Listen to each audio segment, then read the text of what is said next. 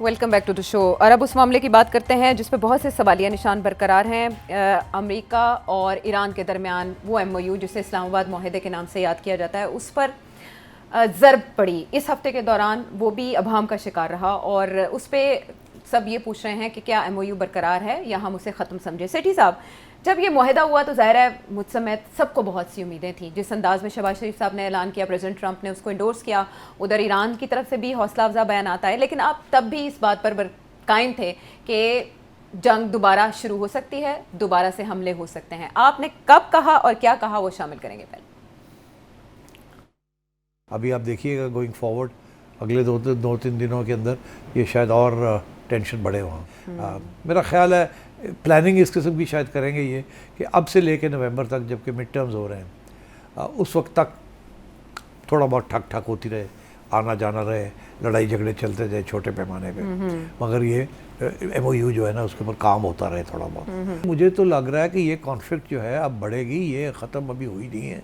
ये समझना कि आप जी बस गल्फ़ का मसले हल हो गए, ये ग्लोबल क्राइसिस बढ़ेगी। अगर मुझे अब ऐसे लगता है कि आगे गड़बड़ होगी, ये स्मूथली नहीं चलेगा और इसमें काफ़ी झटपट होगी और आना जाना होगा और लड़ाई झगड़े फिर शुरू होंगे। आई थिंक कि ये बात आगे टेढ़ी होगी, ये एस्केलेशन लैडर चलेगा। अच्छा, यहाँ पावर की गेम है, ये अब और कोई गेम नहीं है सिवाय पावर की, और इसकी वजह से एस्केलेशन भी होगी और कॉन्फ्लिक्ट भी होगी। अब फील्ड मार्शल साहब और शहबाज शरीफ साहब तैयारी पकड़ लें, ये फिर टूटेगा ये एमओयू, फिर भाग दौड़ होगी, फिर ये आना जाना होगा, फिर इनको बनाया जाएगा, फिर मुआहदे होंगे, फिर ये होगा, फिर वो होगा। और तैयारी उन्होंने पकड़ी और वो कोशिशें भी कर रहे हैं कि किसी तरह से टूटे ना सीज फायर। लेकिन सेठ साहब, इसका स्टेटस इस वक्त है क्या और किसकी गलती की वजह से ये मामला हुआ? जी बिल्कुल सही। देखिए ये जो एमओयू है ना, सब तजियाकार ये कहते हैं कि इस एमओयू ईरान के हक़ में और अमेरिका के ख़िलाफ़ है। यहाँ तक लोगों ने कहा कि अमेरिका सरेंडर कर गया, सारे पॉइंट्स जो हैं वो ईरान के हक़ में थे।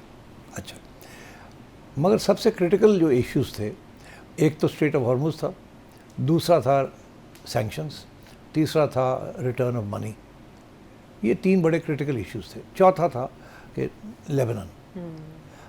तो ये सारी एरियाज़ के अंदर बहुत ट्रिकी एरियाज़ थे। अब हुआ क्या?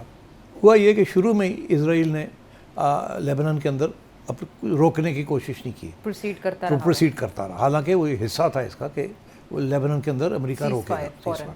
इजराइल ने नहीं मानी, मगर फिर भी उन्होंने कहा चलो इजराइल को अमेरिका कोशिश तो कर रहा है, अभी वो रुक जाएगा, अभी ये हो जाएगा, अभी वो हो जाएगा, तो इसको रास्ते में नहीं आना चाहिए।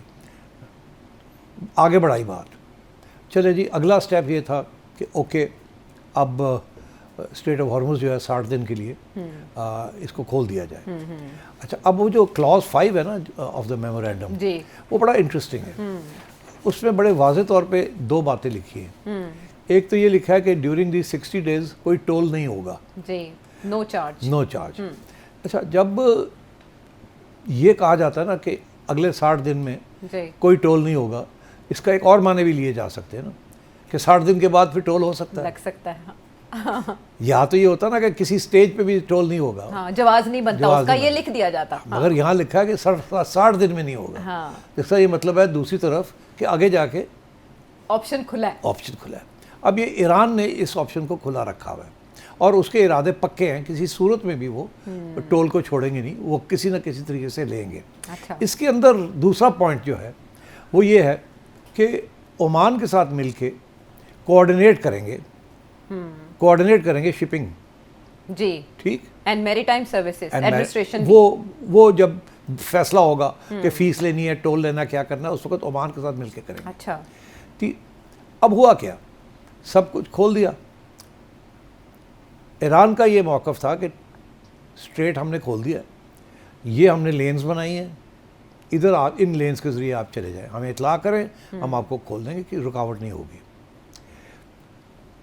उसका मतलब ये था इस्टेब्लिश करना कि ईरान की सॉवरेंटी है on the straight. That was Iran's purpose.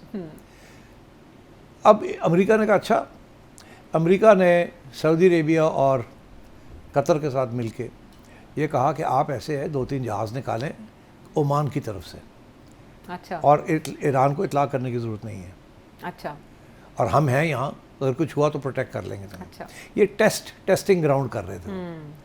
तो जब उन्होंने ये काम किया तो ईरान ने कहा अरे ये तो नहीं था, हमने खोल दिए हैं, इधर से जाना था, आप इधर से क्यों जा रहे हैं। तो ईरान ने उन 3 जहाज़ों के ऊपर उनको अटैक किया और रोका उनको। तो ये इंडिकेट करने के लिए ये नहीं चलेगा, ये अभी भी हमारी सॉवरेंटी है, खुला है, हम जहाँ से कहेंगे आप जाएं वहाँ, फिर उसके बाद जब ये सारी चीज़ें तय हो जाएंगी तो फिर देखा जाएगा।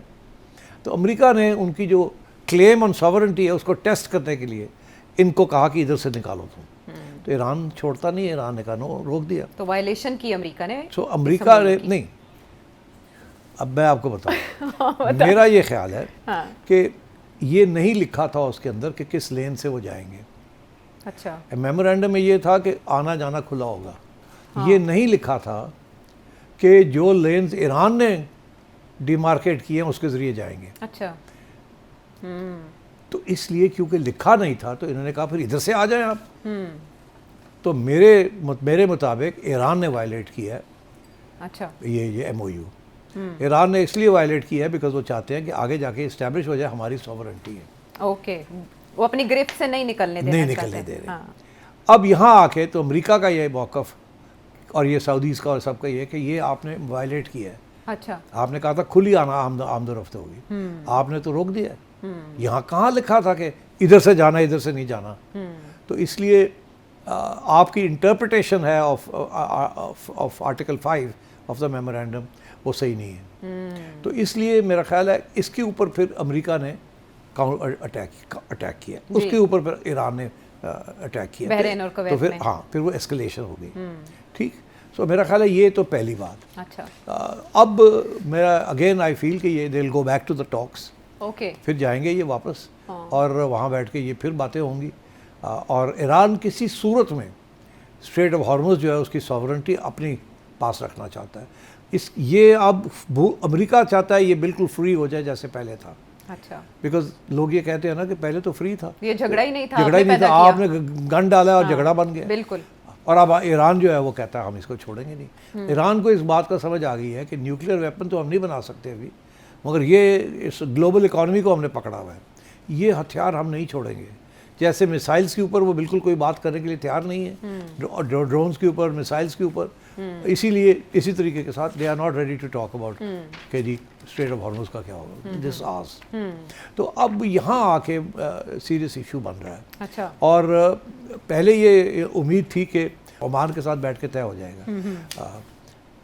ओमान एक तरफ कहता है कि हम टोल के ख़िलाफ़ हैं। जी। आपको याद है वो जो बहरीन में कॉन्फ्रेंस हुई थी जी, उसके ऊपर ओमान की यही पोजीशन थी जी, गल्फ कंट्रीज की जो हाँ, जिसमें मार्को रूबियो हाँ, थे। कि जी ये हाँ वो मार्को साइन किया उन्होंने मुश्तरका एलामिये पर और कहा था कि टोल नहीं होंगे। जी। मगर मेरा जो अंडरस्टैंडिंग है वो ये है कि बिहाइंड द सीन्स ओमान ने ईरान को कहा है कि टोल ना करना, अब जब ये ख़त्म हो जाए, जब बैठेंगे से तो हम तय कर लेंगे कि किस तरीके की फ़ीस करनी है। अच्छा। तो आप फिक्र ना करें, वी विल सपोर्ट यू। उधर पब्लिक में वो सपोर्ट कर रहे हैं बहरीन और अमेरिका वगैरह को। उनकी भी तो मुश्किल है ना, they sitting at the corner, Iran they very vulnerable to Iran. उधर से वो they been an American British ally for so long, तो वो भी मुश्किल में है। तो एक तरफ वो कहते हैं कि टोल वोल नहीं होगा, दूसरी तरफ वो ईरान को एश्योरेंसेस दे रहे हैं कि आप फिक्र ना करें, कुछ ना कुछ कर लेंगे हम। अब बड़ी इंटरेस्टिंग चीज़ एक तो ये डायमेंशन है। अब दूसरी डायमेंशन ये है कि ईरान ने इतना हार्ड लाइन क्यों ले ली स्ट्रेट ऑफ हॉर्मुज़ के ऊपर। अगर सॉवरेंटी की बात है तो वो अगले 2 माह के अंदर कुछ ना कुछ बन जाना था ना जी। कोई ना कोई तो एग्रीमेंट हो जानी थी ऑन फीस, जैसे मलाका स्ट्रेट में या कोई ना कोई फार्मूला निकल आना था। तो आप उसको टोल ना कहते, कुछ ही कह लेते, एनवायरनमेंटल सस्पेंशन, सुपरविजन वगैरह वगैरह वगैरह, जो कि इनकी और अमान की कुछ अंडरस्टैंडिंग हो चुकी थी। तो क्यों नहीं उधर क्यों नहीं गए। अब मैं ये समझता हूँ कि ये ईरान के अंदर एक डेवलपमेंट हो रही है। जो सिविलियन लीडरशिप है वो उन्होंने ये नेगोशिएट किया है MOU। अच्छा। जिसके अंदर फॉरेन मिनिस्टर साहब हैं, स्पीकर पार्लियामेंट हैं एंड अदर्स, बाकर कालिबाफ, बासर अक्ची साहब और ऑल्सो प्रेसिडेंट। जी। तीनों जी, पज़ेश्कियान तीनों ने। आपको याद है कि प्रोग्राम में मैंने कहा था कि मुश्तबा साहब ने जो सुप्रीम लीडर हैं, उन्होंने प्रेसिडेंट को कहा तुम्हारी जिम्मेदारी है। हाँ, उन्होंने ट्वीट करके बाकायदा इस पे अपने ख्यालात का इज़हार किया था, मैं मुत्तफिक नहीं हूँ मगर अब तुम्हारी जिम्मेदारी है ये। इसका जो मेरी रीडिंग है, मेरी रीडिंग ये है कि एक डिवाइड है between the civilians and IRGC। अब एक समझे जैसे कि एक सिविलियंस और आर्मी, हम तो अच्छी तरह समझते हैं, हम तो समझते हैं इस चीज़ को। अच्छा, अब आर्मी के पास तो वह हथियार है ना, वो जो जब चाहे इस्तेमाल कर लें, और जो भी सिविलियंस नेगोशिएट करते हैं वो फारग हो जाता है। तो सिविलियंस ने एक बड़ी ज़बरदस्त डील नेगोशिएट की है, मगर इस डील के साथ सिविलियंस मजबूत हो रहे हैं ईरान के अंदर। और IRGC जो है उसकी जो रेट है वो अब सिविलियंस को कितनी बड़ी चीज़ करने जा रहे हैं, तो IRGC जो है इस फीलिंग लेफ्ट आउट। IRGC चाहती है कि उनका इम्प्रिंट और पावर जो है उनके हाथ में रहे।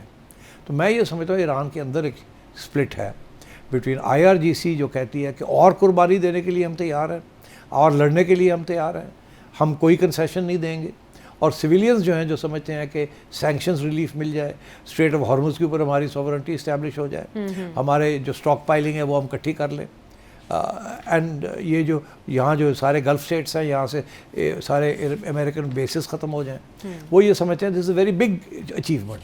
मगर IRGC जो है वो फील कर रही है कि ये तो ईरान के अंदर इनकी सिविलियन हेजमनी जो है वो बढ़ रही है। अब पैसे आ गए और ये सब कुछ ख़त्म हो गया तो सिविलियन सिस्टम जो है ना वो ताकतवर हो जाएगा। और IRGC जो इस वक्त कमांड में है इन मैनी वेज, उसकी जो इम्पोर्टेंस है वो बिलिटल हो जाएगी। कल को ये सिविलियंस पैसे भी ले आएंगे, मईशत भी ठीक हो जाएगी, ये हो जाएगा। तो जो इस वक्त जो IRGC के अंदर करप्शन भी बढ़ी है, बिल्कुल ये है। और सो आई थिंक वहाँ एक वेस्टेड इंटरेस्ट है जिन्होंने ये फैसला किया है कि हम नहीं करने देंगे, और सिविलियंस कॉन्स्टेंटली अंडर प्रेशर है फ्रॉम IRGC। तो अब ये IRGC का ये फैसला था कि इधर से जो जाएगा उसको हम नहीं जाने देंगे जी। हालांकि ये इतने बड़ा इशू नहीं था, इसको अवॉइड किया जा सकता था, बिल्कुल अवॉइड किया जा सकता था, ये ना करते, मगर IRGC ने ये इंसिस्ट किया। अब इसका ये मतलब है कि IRGC के अंदर एक सोच है, वो सोच ये है कि कोई बात नहीं, हमने सैंक्शंस कब से लगी हुई है हमारे ऊपर, हमने फिर भी हम जिंदा हैं, हमारे ऊपर कितने जंग की इन्होंने, हम फिर भी जिंदा हैं, हम फिर भी लड़ रहे हैं, और भी अगर 6 महीने और करना पड़ा या साल और करना पड़ा हम कर लेंगे, हम कमज़ोर नहीं हैं। तो IRGC की जो रेट है, पावर है, वो एक कुर्बानी के ऊपर बेस्ड है। दे फाइटर्स जैसे हमास और हिजबुल्लाह है, IRGC is also same ideology. तो वो अब ये इशू बना हुआ है ईरान के अंदर। इसलिए मैं समझता हूँ कि टफ लाइन जो आएगी, सिविलियंस अंडर प्रेशर रहेंगे ईरान के अंदर फ्रॉम IRGC।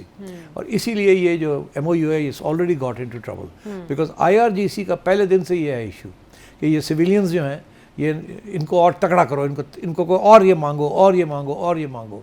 मगर बड़ी इंटरेस्टिंग बात ये है कि ये सब कुछ हुआ, एक तरफ फ्यूनरल प्रोसेशन मिलियंस, दूसरी तरफ सऊदी अरेबिया की डेलीगेशन, कतर की delegations from the Arab, from the literal states gulf की, वो सारी आ रही हैं। It's a very big thing, जिनके साथ आपकी बातचीत नहीं थी, वो अब आ रहे हैं आपके साथ हमदर्दी से। हाँ, और वो वहाँ बैठे हुए हैं, और आपने बहरीन और कुवैत और इनके ऊपर हम बमबारी कर दी बिकॉज अमेरिकन बेसिस है वहाँ। तो मतलब ये है कि अब की बार जॉर्डन पे भी 8 मिसाइल्स फायर किए गए जो इंटरसेप्ट कर लिए गए। हाँ, इंटरसेप्शंस है ना, लेकिन जॉर्डन पहली बार टारगेट किया गया। ऐसे लगता है जैसे IRGC का मकसद ये मैसेज देना है कि हम बढ़ा सकते हैं इसको रीच। नहीं, वो IRGC का मैसेज ये है कि हमारी टर्म्स के ऊपर सब कुछ होगा, वो तो कॉम्प्रोमाइज़ नहीं होगी। तो मैं ये समझता हूँ कि आपने ये करके जो पैसे मिलने से कतर से वो पोस्टपोन हो गए। अच्छा, जो आपके सैंक्शंस ख़त्म हुई भी थी वापस ऑयल की वापस इम्पोज हो गई। अब फिर स्ट्रेट जो है ब्लॉक हो गया जी। अब अमेरिकन उसको ब्लॉक करके बैठेंगे। वो अब डोनाल्ड ट्रंप के ऊपर प्रेशर पड़ गया कि जी ये तो फिर आप भी कुछ करें। तो एस्केलेशन में आ गए, इस लूप में आ गए। अब दोनों साइड्स को पीछे हटना पड़ेगा। डोनाल्ड ट्रंप तो खैर सिविलियन है, वो तो कोई ना कोई एक्सक्यूज़ दे के फिर बात शुरू हो जाएगी। हालांकि उसने बड़े स्ट्रॉन्ग लफ्ज़ इस्तेमाल किए, कोलैप्स हो गया, स्कम है, ये है, पता नहीं खत्म, ये वो। मगर साथ साथ उसने विटकॉफ और कुशनर को भेजा हुआ है कि आप बातें चलती रहे, कंटिन्यू रहे। और तो अगर ये सिचुएशन है तो बात तो शुरू हो जाएगी फिर से। मगर बात ये है कि ईरान को वो जो सैंक्शंस रिलीफ मिलनी थी वो ख़त्म हो गई है। और ये दिस इज़ एंटायरली IRGC के ये की वजह से ये हुआ है। ये इसको वापस हस्बे मामूल लाने में फिर वक्त लगेगा। अब उसने सैंक्शंस कैसे उतारेगा, फिर लगा दिए उसने। हाँ। और कतर जो पैसे देने थे वो अभी तक, अब इतना आसान नहीं है वापस जाना। अब फिर से ये सारी बातें शुरू करनी पड़ेगी, फिर से ये भागदौड़ शुरू करनी पड़ेगी। और Israel is the happiest nation in the middle east, because वो तो समझ रहे हैं कि वाह, इन्होंने आपस में लड़ झगड़ के हमारा मसला हल कर दिया, और अब ये MOU की क्या हैसियत रह गई है, एंड सो। तो आई थिंक मैं समझता हूँ कि ईरान की तरफ से ये जिसे कहते हैं ओवर द टॉप हो गया। इतनी बड़ी विक्ट्री के बाद आपको इतना ज़्यादा पुश नहीं करना चाहिए, because this was a very great MOU, Iran के हक में था एवरीथिंग। इसको चलने देना चाहिए था, कुछ सहूलतें लेनी चाहिए थी। स्ट्रेट ऑफ हॉर्मुज़ को तो जब चाहे आप बंद कर सकते हैं, ये तो इशू नहीं रहा आपका, क्या वो आपकी सॉवरेंटी है कि नहीं है, वो तो इस्टेब्लिश हो गया, because you can close it. तो आप कहते हैं तो ख़त्म हो गई बात। तो ये 60 दिन के अंदर, अरे भाई कोई सैंक्शंस उतरी थी, कुछ 4 पैसे बना लेते, तेल बेच लेते, आप मिसाइल्स को स्टॉक अप कर लेते, सब कुछ कर लेते आप, जो आपके पैसे फ्रोज़न हैं वो आपको मिल जाते, और इन जो स्टेट्स हैं इनके साथ कोई बायलैटरल रिलेशंस बना लेते, ताकि ये भी अमेरिका की डिपेंडेंसी से दूर हो जाएं। अमेरिका को कहें यार तुम दूर ही रहो, हम अपना ईरान के साथ सेटल कर लेंगे, जैसे सऊदी अरेबिया और कतर ने कर लिया और ओमान ने कर लिया। तो मतलब ये है कि, मगर नहीं, इन्होंने फिर सारी की सारी चीज़ जो है इसको खोल दिया, और वो सारे के सारी प्रोग्रेस जो हुई थी, it was very difficult to arrive at this MOU। मगर इसके अंदर प्रॉब्लम्स यही थी, एंड आई थिंक जैसे अमेरिका के अंदर इजरायली लॉबी डोनाल्ड ट्रंप को इधर खींच रही थी जी, और उसके अपने जो थी वो दूसरी तरफ खींच रही थी। इधर IRGC इधर खींच रहा था और सिविलियंस जो थे वो उधर खींच रहे थे। तो दोनों तो उधर तो डोनाल्ड ट्रंप पीछे हट गया ना जी, यहाँ IRGC पीछे नहीं हटी। IRGC ने ये काम ख़राब कर दिया इन माई व्यू। मगर अब ये है कि अब फिर से ये शुरू करना पड़ेगा। मगर अब कैसे होगा? अब स्ट्रेट ऑफ हॉर्मुज़ फिर ब्लॉक होगा। अब फिर वही क्या अमेरिका ये ईरान मान लेगा कि जी सारी की सारी जो शिपिंग है दूसरी तरफ से जाए, इधर से ना जाए? अगर ये अमेरिका मान लेता है तो ठीक है, फिर खुल जाएगा। मगर ये है कि इस वक्त तो सब कुछ बंद है ना। और अगर ये खोल भी देते हैं कि ठीक है जी, अमेरिका और सऊदी अरेबिया कहता है ठीक है जी वहीं से जाएंगे, यहाँ से नहीं जाते, ओमान वाली लेन्स में से नहीं जाते, तो बात यह है कि सैंक्शंस का क्या होगा? अब तो उससे लगा दिए वापस, सारी की सारी सैंक्शंस वापस आ गई। तो जो रिलीफ मिलनी थी, जिसके बेसिस के ऊपर अगले कदम उठाने थे, वो रिलीफ ही अब नहीं आ रही। तो you have to start the whole process all over again. ये नी जर्क रिएक्शन था IRGC की मेरा तरफ ख्याल से, है ये MOU को नुकसान पहुंचाया। I think this I hold, मैं तो ये कहता हूँ IRGC की ये जो सॉवरेंटी इस्टेब्लिश करना है, ये आपने ऑलरेडी कर ली हुई थी। और अगर कोई मसला बनता तो किसी स्टेज पे बटन दबाते तो वापस आ जाते, बिकॉज यू कंट्रोल इट। तो ये इस स्टेज पे उन्होंने टेस्टिंग कर रहे थे, करने देते ना, जाने देते, क्या फर्क पड़ता? प्रोटेस्ट कर लेते, हाँ, लेकिन वो फिर कहते हैं कि जी आगे से हम नहीं इजाजत देंगे, हमसे पूछ के जाएं, कुछ इस किस्म की बात करते हैं। और खुद तो मानते हैं ना कि ओमान और ईरान की दोनों की टेरिटोरियल ज्यूरिसडिक्शंस हैं। तो फाइनली जब ये मामला तय भी होगा तो उस वक्त इधर से भी जाएंगे लोग, उधर से भी जाएंगे। तो फिर जो फीस देनी होगी वो मुश्तरका हो जाएंगी। मतलब वो अगर वो आगे है ना, आने वाला वक्त था इन बातों के लिए जो आप पहले एस्टैब्लिश तो ये मैं इसलिए आई फील कि ये जो MOU है इस पे मेरा ख्याल है ईरान की तरफ से ये जो उन्होंने अटैक कर दी उन 3 जहाज़ों के ऊपर, they played into Israel's hand and America को, डोनाल्ड ट्रंप को पुश कर दिया बैक इनटू द कॉर्नर। जाहिर है उसकी भी कंस्टिट्यूंसी है, वहाँ भी तो लोग कह रहे हैं कि तुम तो बुज़दिल हो, तुम तो किया क्या तुमने, वो देखो ये हो रहा है, देखो वो हो रहा है। तो मैं समझता हूँ कि ईरान ने हैंड ओवर प्ले कर दिया। और इस सिलसिले में फ़ोन कॉल जो कॉन्टैक्ट्स ईरान की तरफ से अब्बास अराक्ची साहब उनके फॉरेन मिनिस्टर हैं, उनकी तरफ से हमारे आर्मी चीफ से बात की गई, तो मुझे लगता है कि इसी नोयत की रेजर्वेशंस अब फिर भागदौड़ करनी पड़ेगी ना। तो फिर इनको मिलाना पड़ेगा, फिर कुछ ना कुछ तय होगा, मगर टाइम कितना ज़ाया हो जाएगा, टाइम ज़ाया हो जाएगा। और ये जो इकोनॉमिक क्राइसिस है, ग्लोबल इकोनॉमी, वो तो फिर नहीं ना, मसला नहीं हल होगा। यही हमने देखा कि जैसे ही ये टैक्स हुए तेल की कीमतें बढ़ी, लेकिन अब फिर रिपोर्ट्स आ रही हैं कि कम हुई है। वो इसलिए बिकॉज ऐसे लग रहा है कि शायद खोल देंगे, ये फिर जल्दी से तय हो जाएगा, क्योंकि अमेरिका रिस्ट्रेंट का मुजाहरा कर रहा है, तो उम्मीदें पैदा हो गई हैं। बहरहाल कुछ बिगाड़ इस MOU में पैदा हुआ, क्योंकि जो चीज़ें इसमें कोशिश की गई थी रोकी जा सकें और मामला बेहतर बनाए जा सकें, वो रिवर्स हुए इन अटैक्स के बाद। और फिर ज़ाहिर है दूसरा फरीक भी वो आमादा है इस बात पे कि वो आपको जवाब देगा। तो हमने देखा कि यहाँ से हमला हुआ तो उधर से जवाब दिया गया, लेकिन उसके बाद अब सिचुएशन उस मकाम तक पहुंचने में दोबारा वक्त लगेगा कि वो MOU दोबारा बहाल हो सके अपनी